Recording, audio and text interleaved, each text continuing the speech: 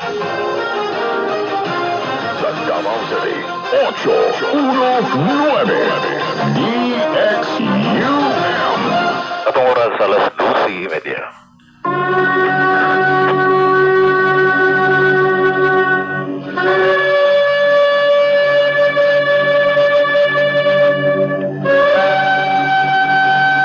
Shalom Aligay, maayong hapon sa sumiting pagka-welcome to the Balik Hebrew program din sa DQM Radio Kay 819 kHz sa oras alas 12:30. Ang tudala oras sa Lunes ang tudsadlang sa Badapagisimu Zaria Gilbert Minyosa, Speaker Slovak, Engineer Ronel Mandres, Roy Jones, the Station Manager. Magatimbay ako ng tanan 0929-311-3484. Kaigsunan ka ninyo nga buot mapilas tong online classes na ugma pong adlaw sa Sabado sa gabi. Ang ato ang online classes and Merkules sa gabi alas 7. Okay? Ang ato ang link na kita sa Zoom. Doon nagreklamo ng anong dili daw siya kapasok. Basin wala ka naka-download o apps nga Zoom. Mag-download ka, no? Di ba na apps kita ni mo? Kanang apps, di ni mo mapili ba para ng Messenger, yung i-download, pero ginana ba? No? Ang Shopee, Lazada, apps na siya. So, kung wala pa kay Zoom, wala pa kay linya, wala kay, kumbaga disconnected ka sa Zoom. No, kaya dati Google Meet man ta.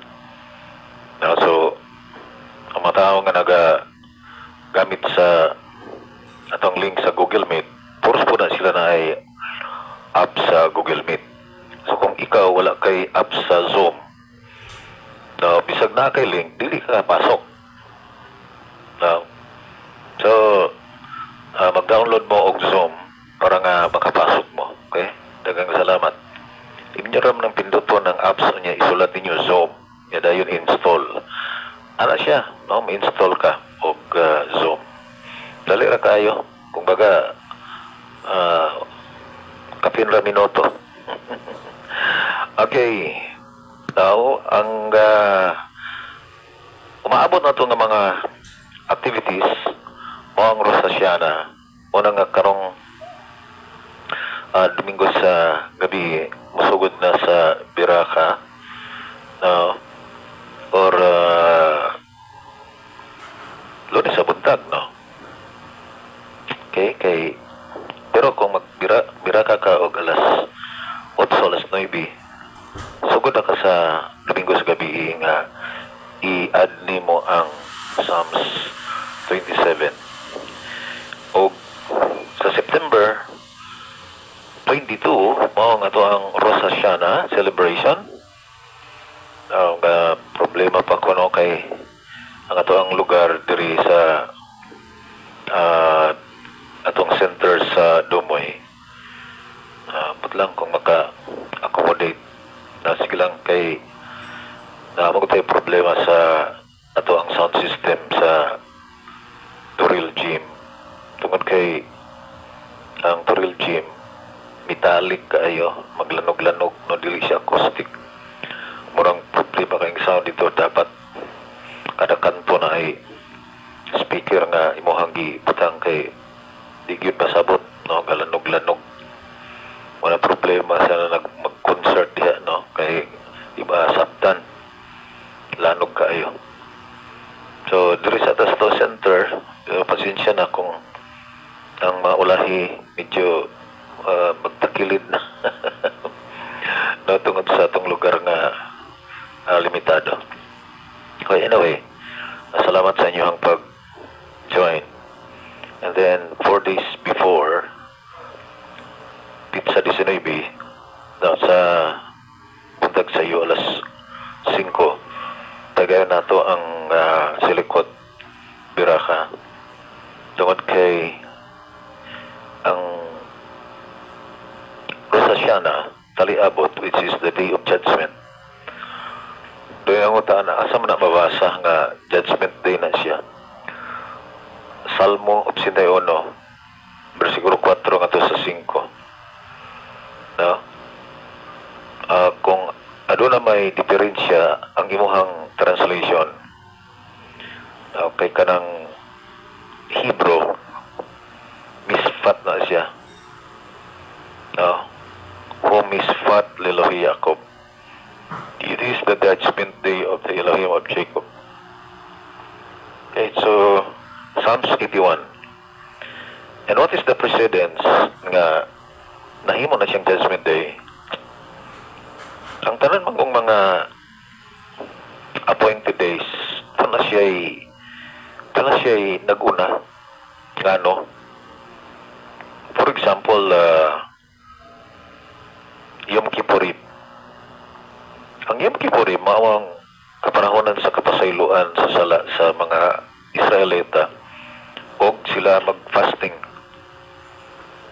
In memory, sa kapasayloan nga, i-pronounce ni Hashem, nga to kay Moshe Rabbeinu in blessed memory, siyang katulungan pagsaka dito sa Mount Sinai. So, si Hashem mismo, may pronounce o forgiveness para sa Israel. Now, ang Festival of Pesach, mausab ang event sa ilang pagpanggawa sa Egypt. Na kinarusa siya na as Judgment Day, ang precedence ini mao si Adam. Kani anang adlaw si Adam ilalang o si Adam nakasala o siya ipanisan. Now, kadawat siya judgment. O nahimo siyang precedence nga matag tuig ang mga katawhan sama sila sa mga karnero nga miatubang silang magbalantay o ingon ana usab si Hashem sa mga tao adunay judgment nga i-decree alang sa usag-usa. O kini siya mao ang precedence or nauna nga event sa Rosh Hashanah nga ang tanang tao sama kang Adan manirgo og judgment annually matag tuig. O tungod kay ang tisyo balang pinaagi sa pag-recite sa silikot maulang ang mga kapasuspended sa evil decree. Kung doon na may evil decree, kinahanglan nga ang matag-usa mangandoy nga masuspended. By the way, ang judgment ay pagkanaog alang sa tanang tao with or without his knowledge. The judgment be pronounced. Naa may kahibalo or nasayod ba ang tao, ipahigayon ang judgment. So walay takas. Okay? So, ang usag-usa mga kigsunan must be ready. Kinahanglan ang usag-usa na mag-engage sa silikot mga ipasaylo tungod kay kining Rosh Hashanah dili lamang celebration para sa Israel. In fact, dili ni New Year sa Israel eh. New Year ni siya sa kalibutan. New Year for the whole world. New Year for the whole world. So, as a matter of fact, mga kigsunan, kining Shemitah cycle, kanang every 7 years, dunay rest ang yuta, dili trabahoon, unya mo declare og freedom. Ang counting sa Shemitah year, dili magsugod sa Nisan, kundi magsugod sa Rosh Hashanah, sa Tisri. Ngano man tungod kay talking about the Shemitah cycle nga mukonik usab siya sa gitawag og cosmic Shemitah. Ang tibuok kabuhatan year kini siya connected sa creation day. Og ang edad ni Adam mao ang unang ihap sa adlaw og tuig. Tungod kay si Adam mao ang katapusang gilalang. Okay? So, ang kalendaryo sa kalibutan based sa edad ni Adam mahimong 5,786 karong September 22 sa gabi. Mawita mga kaigsunan na nganong ang Torah mao gyud ang dapat makapasivilize sa tao. Dapat ang tao masivilize sa Torah kay bisan sa paghihap sa tuig. Kita mismo maingon na ta, year 2025 na, year 2026. Asa dahil na gasugod ng paghihap ana. Di ba mangutan na ta? O nganong 2,000 years pa man. Wala ba na siya connection sa creation? Kundili, correction na siya sa kalendaryo sa Romano. Yatong tuig 46 BCE. O dito, nagsugod ang pag-ayos sa kalendaryo sa Roman calendar nga nahimong 12 ka bulan. Bukod niya, na-diferensya pag-abot sa 15th century, panahon ni Gregory, i-adjust kay doon ay late nga 10 days. Ang October 10, gihimong October 20. Og mo inungdan nga adunay leap year nga ang February sometimes 27 lang sa leap year and then 28 aron nga mutakdo daw sa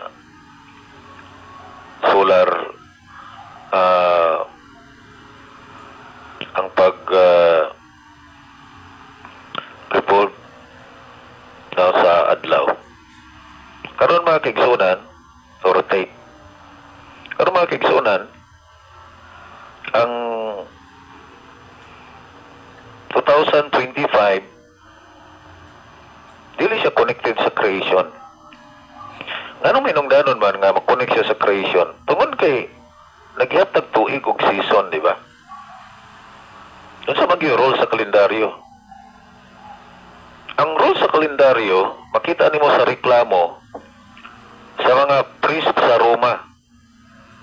Sa time ni, actually ang Roma na may mga priest, wala pa ng Christianity. Unsa man ang direklamuhan sa mga priest sa mga Roman religion. Ang ilang festival, unsaon nila pagkabalo nga summer na siya kanang bulana nga nagkaluko-luko ilang kalendaryo. Unsaon nila pagkabalo nga tingtanom na siyang bulana or ting harvest. So apektado ang ilang festival kaya ang festival connected siya sa harvest kay unsa may igastos sa mga tao sa ilang pista kung wala sila ani. Nasa yung festival connected siya sa harvest. So kung connected sa harvest, doon na siya fix nga season. Nga ang Hunyo ting ulan, ang Marso ting init, something like that. So ang kalendaryo connected siya sa season o gingon man sa creation sa kalibutan. Tungod kay dunay night and day. Bunga sa Jewish calendar, ang pagsugod sa ihap sa oras sa 24 hours per day, dili siya kadlawon nga mao ang gihimo sa Roman calendar. Ang Roman calendar nagsugod siya sa alas 12 kadlawon. Whereas ang kalendaryo ngayaha sa Jewish magsugod siya sa alas 6 sa gabi pagsalop sa adlaw. Or sunset. Kaya naamay sunset nga wapay alas 6. Basta kay mosalop ang adlaw, that is the beginning of the new day. Kay ang ihap sa 24 hours must begin on the night. As mentioned in Genesis chapter 1, makita nato sa verse 3, Vayhi ere vayhi boker yom echad, and there was evening and there was morning, day 1. So, ato makita mga kigsona na dapat yun sundon ang Torah. Nasundon yun ang Torah. Kay mo-align siya sa gidesign sa atong Creator. Kaya kung dili sundon ang Torah, matag religion ra ba? Doon ra ba yung kalendaryo? O ang Christian ay yung kalendaryo? Ang Islam na po ilang kalendaryo? So ang pangutana, based sa Torah, kisay tinuod. Okay, ang kalendaryo, naghihimo sa mga religions, connected sa pagsugod sa ilang relihiyon. For example, Christianity, anong gitawag mo Anyo Domini. Kaya ilang i-connect sa ilang Ginoo. Yang ano man nga ang kalendaryo po sa Islam, 1400 man karon. 1,400. Tungod kay ang Islam na pundar sa tuig 622. Gitawag og AD or CE, Common Era. So matag religion nga nagmugna o kalendaryo connected sa pagimugso sa ilahang foundation sa ilang religion. Karon ang pangutana, how about starting from creation? Unsa nga kalendaryo nga nagsugod sa creation? Walay lain ang Jewish calendar man or Hebrew calendar. Tungod kay nagsugod og ihap og edad gikan kay Adan. Si Adan namatay 930 years old. And then makita nato ang iyang mga descendants doon na sila mga edad. Doon na sila yung mga kaugalingong mga edad. Therefore, nagsugod ang ihap sa tuig sa ilahang panahon. Naanay hiniphanay sa tuig. Kinaraman sila yung edad. Mao na mga kaigsunan. Ang tinuod, Torah radyod. Ug ang connected sa Torah nga kalendaryo, original Jewish calendar. For example, si Noah, misulod siya sa arka sa bulan sa or pagsugod og ulan kini misugod sa Markisvan. Ug unya migawa sila sa arka sa bulan sa Markisvan. That means isa ka tuig. No? Usa ka tuig. So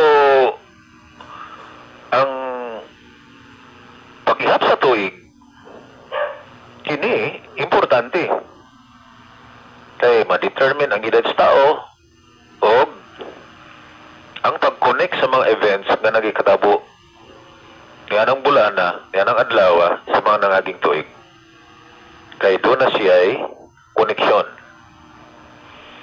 Muna ang festival sa Israel, connected siya sa mga events nga nagikatabo. Kalos ang hitabo kana nga festival. Ang Rosh Hashanah, connected siya sa judgment nga gipahamtang ni Hashem ngadto kay Adam. kini nga judgment nahimo siyang precedence nga matag tao kada tuig doon na judgment para niya. Kinahanglan maabli atong mga mata nga ang judgment niya sa Creator kini gibigayon annually. Lahi po tong judgment nga kinsay buadto sa Garden of Eden, kinsay undergo sa Gihinom. Lahi po to. Ang judgment annually, connected siya sa kinabuhi nimo kung lugwayan pa ba or mopanaw na or mahimo ka bang kusgan or luya or mahimo ka bang kwartahan or kabos niya ng tuiga. So, kini nga judgment connected sa existence sa kinabuhi sa tao, ni ining kinabuhia, o ang kahimtang sa iyang kinabuhi. O ang makapa suspended ni ini nga kung doon na may evil decree. Number 1 is Teshuvah. What is Teshuvah? In the book of Ezekiel, chapter 18, verse 21, but the wicked who shall return to Hashem and keep His commands and His judgments, he shall live and he shall not die. So yung makita mga kigsunan na ang tao nga nag-Teshuvah is the one who returned to the Creator, who is our source, returning to our source and returning to the only and true Elohim who created us, who makes us alive, that made us live on earth. So ang Teshuvah is returning to Him. Ano man, tungkol kay Isaiah 59 verse 2, sin and iniquities separates the person from his Creator. Every time nga ang tao mohimo og violation sa buta nga gibawal niya, mga kaigsunan ko, ang mahitabo na siya'y punishment purposely para nga ma-rectify ang iyahang mali, para mag-correct. Karon, every time nga ang tao maghimo og kasalanan, instantly mapalayo siya, masiparate siya. Beatrice Jamo na wala ko kasulod sa online class na taon sa okay. Sulay daw nga mag-download ka og Zoom. Okay, kung pindutan dito niya wala kay Zoom, di ka kasulod. Pero kung na kay Zoom, kasulod ka dayon. Okay. So, ang kasalanan sa tao, mao ang nag-separate niya instantly, sa takla nga siya nakasala, then, automatically, masiparate siya. Ug tungod di ana, ang Teshuvah lang, mao makapabalik ana. And then, that is everybody's obligation. Dili pwede nimo itugyan ang imong Teshuvah ngadto sa uban. Ano makita nimo? Ang preceding text sa Ezekiel 18 verse 20. Ang sala sa amahan dili pwede pasaanon sa anak. Ug ang pagkamatarong sa anak dili pwede i-credit sa amahan. Ang matag usa, siya obligated sa iyahang mga salaod o liable sa iyang mga salaod o obligated mohimo og goodness or righteousness. Karon, dili pwede nga itugyan nimo ni bisan kinsa. Mamingon ka, si kuha na bahala na ako, si kuha na pasaylo sa kuha. Ang dugo rin mo pasaylo na ko, mga kaigsunan ko. You yourself must do tisuba. And that is everybody's responsibility. Apay, madungga ni mong wali nga. Ang mga kaigsunan, ayun na pang ipasaylo. Kaya ipasaylo naman mo, 2,000 katuig milabay niya. Gahapon lang siya nakasala. Nangawat siya gahapon. Nagingnan siya, ayun mo pang ipasaylo. Ipasaylo naman ka, 2,000 katuig. Yang awat po siya ugma. Ayun mo pang ipasaylo. Ipasaylo na mo, 2,000 katuig. It's a foolish thinking. Foolish theology. Kumbaga, nagtulak og tao sa kalaglagan. Matag kasalanan, it is punishable. Ug matag tao, obligated. Leviticus 5:17. Ang matag tao nga nakasala, obligado siya sa punishment yan ang kasalat. And the only thing nga masuspend ang iyang sala, magsugod sa tisuba. And then next is tefillah. Tefillah means prayer. Prayer is chobot halevavot, services of the heart. Love Him with all your heart, according to the sages, means biraka. Si Hashem wala manginahanglan sa tong prayer. Apan kita mo'y nanginahanglan sa tong prayer.